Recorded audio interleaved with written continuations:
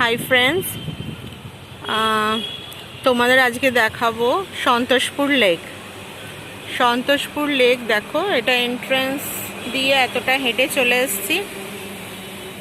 এত সুন্দর scenic beauty, লেকটাও বেশ অনেক বড়। আমি একদম এখন টাইম হচ্ছে 11:30, এই টাইমে এসছি। তো এখানে কিভাবে এসছি আমি বলছি। আমি বালিগঞ্জ থেকে এসছি। তো বালিগঞ্জ থেকে অটো পেয়েছি গড়িয়াহাট থেকে অটো কেপিসি, যাদবপুর কেপিসি, ওখান থেকে সন্তোষপুরের লেকের আসার অটো পেয়ে যাবে।